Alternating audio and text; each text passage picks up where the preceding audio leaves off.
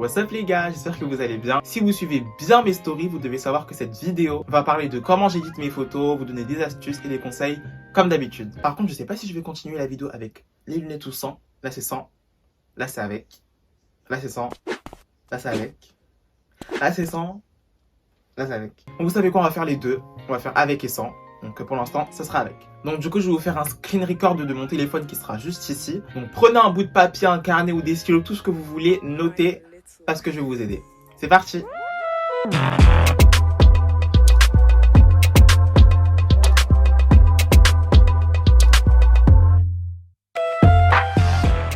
Alors là, ici, c'est la partie où il y a toutes les applications que j'utilise pour retoucher mes photos. Donc si vous voulez que je fasse une vidéo pour vous montrer comment je fais les montages de mes vidéos TikTok ou de mes Reels, j'en ferai une, mais dans ce cas-là, il faudra me le dire en commentaire parce que là, du coup, c'est réservé que pour les photos. Donc les applications que j'utilise, c'est VS Cocam, Snapseed et Lightroom. Entre les trois, j'utilise vraiment Lightroom, mais for sure, j'utilise Lightroom tout le temps, c'est une dinguerie. Parce que cette application, je la trouve vraiment trop cool. Donc là, je vais vous expliquer, donc on va dessus. Là, du coup, je vais vous montrer comment je fais pour passer d'une photo comme ça à une photo comme ça. Ce que j'aime bien avec Lightroom, c'est qu'il y a tellement plein d'options et que du coup on peut faire tellement plein de choses. Faut savoir que quand je retouche mes photos, j'aime beaucoup jouer avec l'exposition parce que l'exposition ça peut tout changer sur une photo. Là par exemple elle est super claire, on dirait que je suis dans les nuages, je suis dans le ciel. Et quand je baisse l'exposition, là on a l'impression que même ça a rajouté un peu de la saturation. J'aime beaucoup aussi ajouter du contraste parce que ça apporte un peu de relief.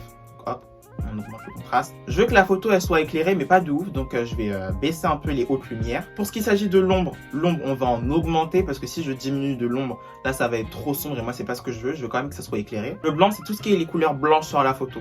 Donc cette option là je vais l'augmenter et je vais augmenter aussi le noir du coup.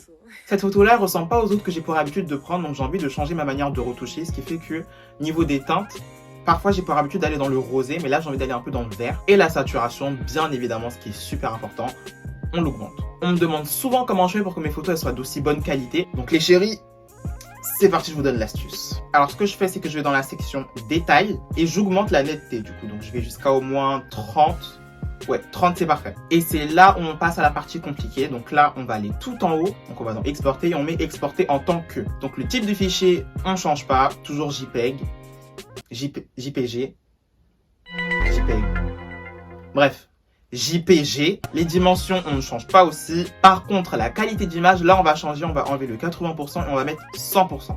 Après vous allez dans autre option et dans la netteté de sortie, vous allez mettre écran.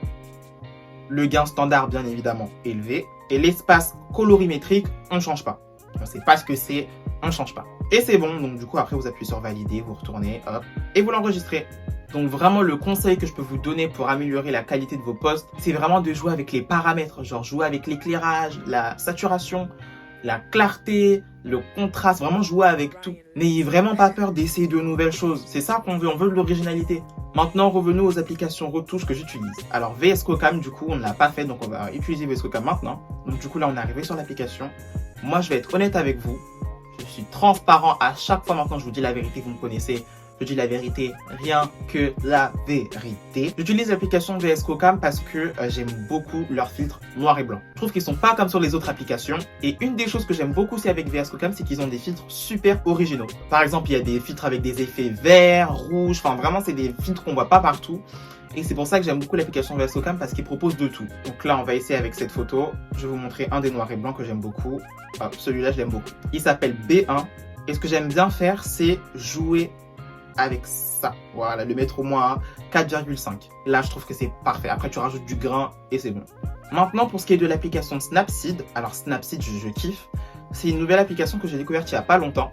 À vrai dire, je mens. Là, je lie, I'm lying. Je connais l'application depuis belle lurette, sauf que ça fait que depuis quelques semaines que je l'utilise parce que je savais pas qu'elle était aussi performante. Donc, je vais vous montrer ce qu'elle est capable de faire. Donc là, on va prendre la photo que j'ai retouchée tout à l'heure. On va aller dans les outils et là, il y a tellement plein de choses qu'on ne retrouve pas sur d'autres applications autres que Snapseed.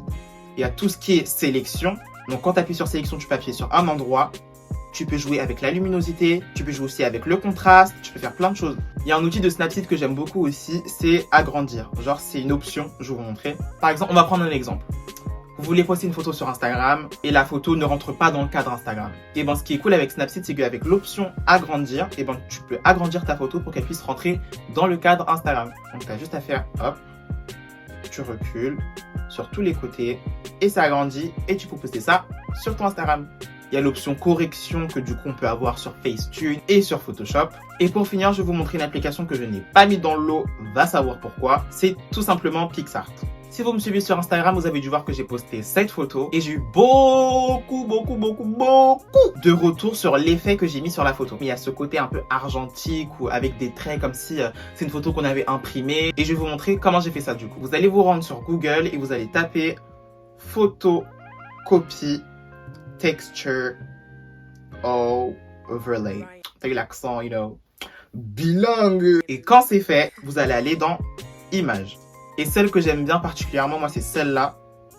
Et je l'utilise sur plein de mes photos. Vous appuyez longtemps sur l'image et vous ajoutez aux photos. Une fois que c'est fait, vous vous rendez sur PicsArt et vous choisissez la photo sur laquelle vous voulez mettre la texture overlay. Du coup, moi, j'ai mis la photo de James Bond, bien évidemment. Hop, là, vous regardez en bas, il y a plein d'options et vous allez prendre ajouter une photo. Et là, j'ai sélectionné ma photo. Donc là, on va l'agrandir parce que ça ne rentre pas dans le cadre de la photo. Donc, on agrandit. On appuie sur mélanger. Et là, il y a plein d'options. Il y a normal, il y a multiplier, il y a densité de couleurs.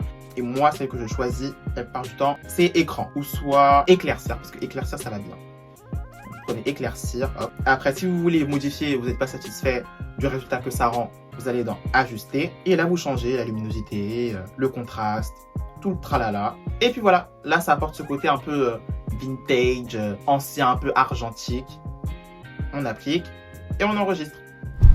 Donc voilà, la vidéo est terminée, j'espère qu'elle vous aura plu. C'était vraiment une vidéo pour vous donner des conseils, pour vous aider et pour vous montrer ce que moi personnellement j'utilise. N'hésitez pas à me dire en commentaire quel genre de vidéo vous aimeriez que je fasse sur ma chaîne. Et cette fois-ci j'ai changé, je préfère poster le vendredi, je sais pas si ça vous plaît. Je pense que je vais commencer à poster tous les vendredis. Si ce n'est pas déjà fait, n'oubliez pas de vous abonner, c'est très important, de liker la vidéo, important encore plus, de partager, important encore plus, et de commenter, important encore plus. Nous on se retrouve du coup pour une prochaine vidéo vendredi prochain.